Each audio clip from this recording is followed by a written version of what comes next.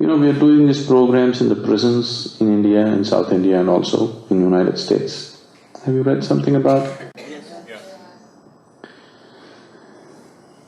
See, prison is in many ways one of the most horrible places to live on the planet. Whatever conveniences, comfort somebody has created is not the point, but somebody locks you from outside.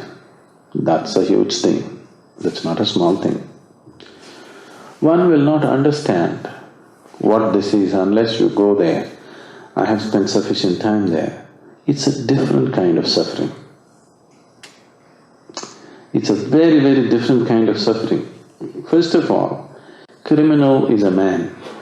Whoever you brand as a criminal is a man who has more longing for life than other people. He wants to live. In his hurry to live, he will trample certain things because of which he becomes a criminal, isn't it? His longing for life is deeper than other people, that he cannot go in the line like everybody, he wants to jump the line, that's why he becomes a criminal. So when this man is locked up, denied many things, the suffering is very, very different. When we were last time doing a program in Pennsylvania prison, there is a man there who's been there for 30 years. In Pennsylvania state, life is life, there is no remission of terms. He's serving 3 consecutive life terms. He's been there for 30 years, he's not yet 50. Just after high school, he got into some trouble and he shot 3 men. And 3 consecutive life terms he got. 30 years he's been there, he's very healthy and fit. He's going to live for another 30-40 years and he's going to be right there. He knows that very well, no question of remission and there is no death sentence. Even if he kills another 10 people in the prison, he will get another 10 lifetimes. No death sentence. So this made him so violent from the day he entered the prison. So they put him in a single cell, something like 5.5 by 8 or something like this, and that's nice. 1 bunker bed and 1 closet, that's all.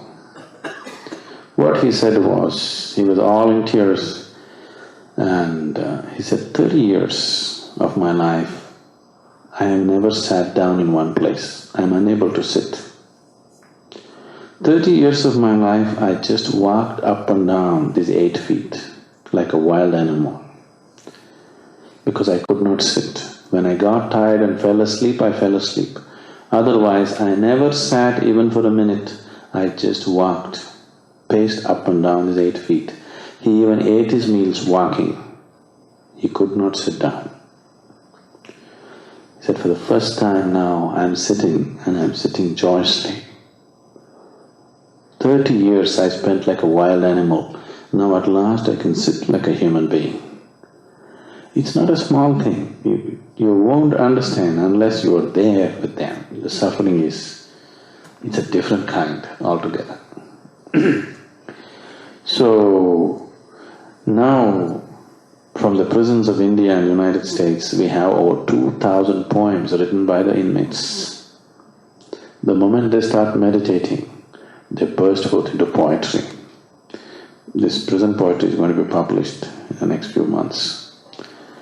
Such wonderful poems they wrote, so touching. Their suffering and their liberation through meditation, they just express this in so many ways.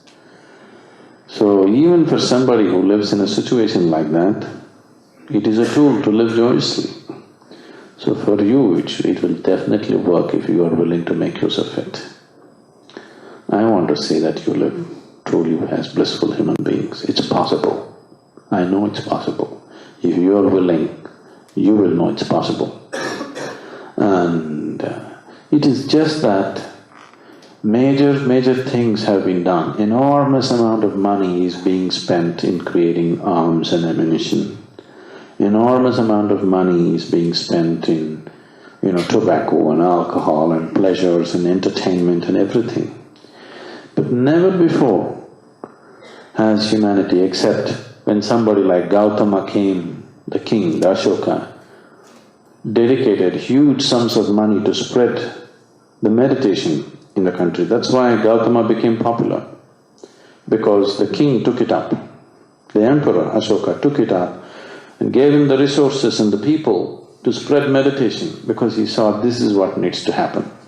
But otherwise, most of the time humanity has never invested in spreading tools of joy, inner joy, for themselves and for everybody. People have not invested. Many wonderful yogis have come, many wonderful sages and saints have come, but the necessary support did not come. Gautama was one of the fortunate few that the king gave all his resources, including his family, to completely be dedicated to this path and make it happen for everybody. It's a real tragedy that humanity never invested in seeking joy within themselves. But humanity invested enormously to destroy each other, to kill each other, even today. After all this, still the maximum investment is still going into the arms industry in the world, isn't it? It's so unintelligent. Forget about anything else. It is so unintelligent that we have to invest in that direction, not in well-being. It's time you invest your time, life and your resources to make, the right kind of things happen in the world, isn't it? For yourself and for everybody.